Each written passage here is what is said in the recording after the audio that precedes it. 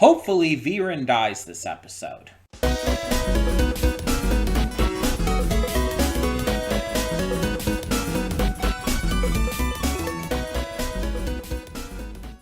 Before we get to today's video, I want to take a moment to talk about Patreon.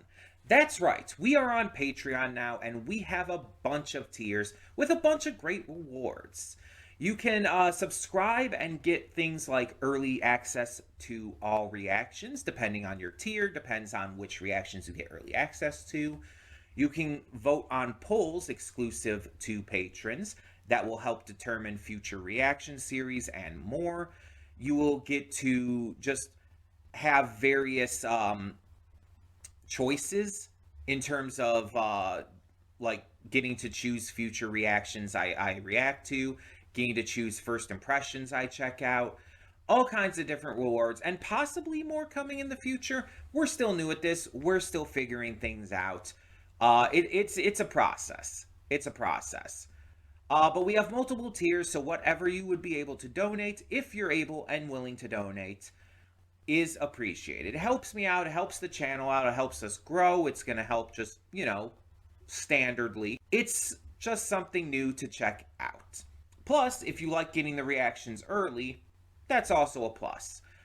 But it is optional. If you're unable to do it, that's completely fine. All reactions will come to YouTube just a little bit later, a week later or so. So, that all being said, thank you as always so much, and let's get on with today's video. And with that being said, hey everyone, welcome to Princess Gay. I'm your host Connie, and today we are here with my blind reaction to The Dragon Prince, Season 6, Episode 6.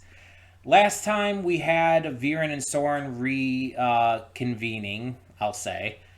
And Soren was not really ready to forgive Viren, but is like shedding tears over how things have gone. And I said last time, I don't think Viren should be forgiven. I think he needs to die. I think that is the only proper way to end his story. There is no forgiving him. There is no redemption. He needs to die. So, we'll see if that ends up happening, whether this episode or not. But the other part of last episode had Callum and Rayla having to go take on this giant ice beast that was, causing this eternal storm and stopping the elves from the star-touched elves from seeing the stars on, well, a moonless night. And so, when they got there, Rayla ended up finding out that the creature was the pet of the archdragon, and when the archdragon, kind of disappeared, the pet was left mourning and sad and everything. And so Rayla helped soothe it with some music, and everything worked out. Rayla got the stones she needed for her family, and the elves were able to see the stars and each other. And one of them even got star-touched. So yeah. It did leave off telling us what we already knew about Callum and having darkness inside him and everything, but who knows how that's going to go. So, at this point, I think we should just get into this and see what happens next. So let's do it. Hold up just a sec. Before you click that link down in the description below to get to today's video, I want to remind you of all the awesome content we have both on this channel and the Princess of Gaming channel. Let's check it out.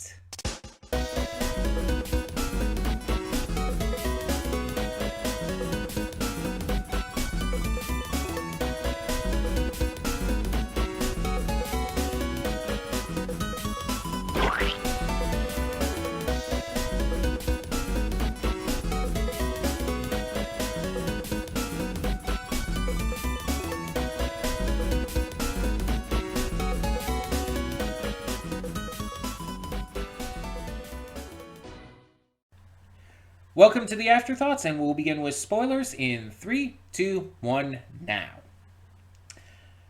So, I'm going to start with the Viren stuff, because I would rather end on a more positive note.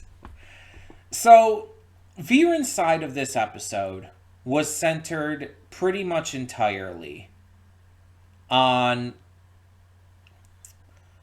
on learning the backstory.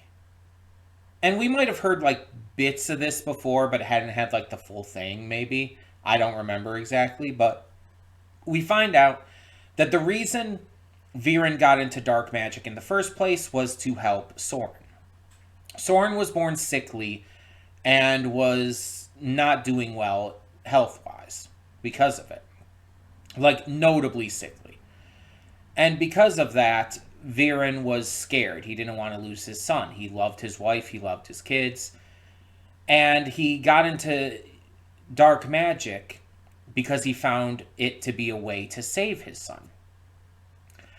However, his master wouldn't give him the staff he needed, and so he decided to forcefully take it, turn his master into a soul coin, and alienate his wife. Who knows where his wife even went after that? Like, I don't know if we ever had any actual explanation of that. Maybe I'm wrong, I don't know, but... And then after his wife left him, despite saving Soren, he grew cold and distant from his son. Because he for some reason, and he even admits that it's pretty stupid, basically, that he blamed Soren for their family falling apart, for his wife leaving him. And yeah, it caused the obvious rift there, and he tended to care more for Claudia, who, you know, shared his magic and everything, and he, as we know, influenced her to become what she had become. So instead of like taking a look at what had happened because of his delving into dark magic, he basically chose to double down. And he caused Harrow's death, who was a friend to him back when he was only the prince at the time. He has caused so much like war and bloodshed and death and just horrible shit. He basically chose to embrace the darkness in him, the evil within him, after it already fucked up his life. And it's just like, to me, it makes no sense. It's like, how can you embrace something that actively fucked over your entire life? And like double down further into that? You would think you would just automatically like push that aside and never deal with dark magic again, but Viren's too much of a fucking idiot, I guess. On top of being a horrifically evil person. And so, yeah. In the end, he couldn't even give this letter, this note to Soren, telling him the truth of everything. We don't know if he was being controlled by Erebos, though, because we know that the orb is actually still in the castle and everything, because we found out this episode also that Callum and Rayla accidentally took the wrong one, which might have been because of Erebos as well. But yeah, it's like, if Viren was possessed, then it's like it's his own fault and nothing really changes about all of that. If he wasn't possessed and just chose not to give it to Soren, then that's just another strike against him. So no matter what, like, this doesn't change anything about how I feel about him. I've been saying it, but it's like Viren is irredeemable at this point. There's nothing that can be done. So yeah, I don't care. This backstory did not make me care at all, not in the slightest. But let's talk about the other half of this episode. So, when Callum and Rayla are told that they brought the wrong one, that it's just the giant candy, Callum gets super depressed and it just destroys him. And so, the elf, I can't remember his name. I don't remember any of the elves' names. But he realizes that, especially after talking to his sister, that despite him telling the truth, it was in the wrong moment and in the wrong way. And it wasn't kind of him to do at that time. So instead, he, I don't know if like that was just him looking forward into the future to see what would happen, or if he did go back in time, but whatever the case, he ended up going to that point and not telling Callum this time.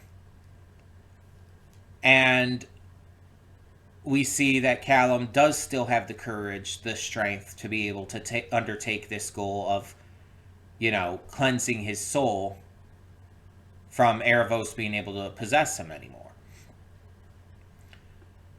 So we go through the mission. He gets bitten by the spider. He flies up into the sky to reach out to his truest, his deepest truth, and find his inner star, basically.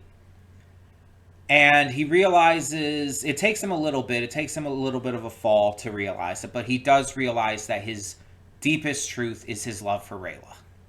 Above anything else, that is the one thing that is keeping him going. It is the one thing that is keeping him, good, honestly.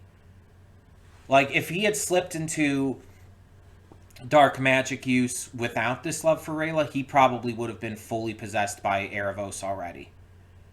Rayla is the one thing that's keeping him, down that right path. Her kindness, her beauty, her just overall empathy and sympathy for others, and just how she's been there for him. Even though they had those 2 years away, it's like he still always felt so deeply connected to her. And that helps him succeed in this ceremony. Now, as for whether or not they're going to be told about the orb at this point, who knows? But there is a caveat with this ceremony, with this situation. He can never use dark magic again, and if he does, it'll completely overtake him. And that's concerning, because there's almost a side of me that feels like he almost has to do it again. Because it feels like it's one of those situations where he's going to be forced to, maybe even to save Rayla. And it's going to cause problems. I mean, I don't think he's going to die or anything or be completely consumed, but it's going to at least threaten us with the possibility of that. And I'd be very curious to see what would happen if that does occur. And if he just doesn't, if he never does dark magic again, I mean, that would be the preferable outcome. But I feel like it wouldn't, I feel like he's going to. I feel like that might even be an end of the season cliffhanger. I guess we'll have to see. Maybe Viren, trying to make up for it, will find some way to save him. I don't know. That's a possibility, I guess. Not that that will still, redeem him. But it would be at least something. But yeah. I very much liked half of this episode. The other half I lived with. But I'm very interested to see where this goes, because we've been focusing on, I wouldn't say minor stuff, definitely not minor stuff, but not much has seemingly happened in the grander scheme of things this season. You know what I mean? It seems like everything has been more character focused, which is fine. But grand scale stuff hasn't really occurred. And I know this entire mission, part of the reason was to help with that, but they just haven't done anything with it yet. So I don't know if we're gonna like get that by the end of the season, or if it's gonna like kind of leave us off with this season as a breather before next. I don't know, but I'm enjoying this either way. Let me know your thoughts down in the comments below. And for now, I'm Connie and I'm signing off. See y'all next time.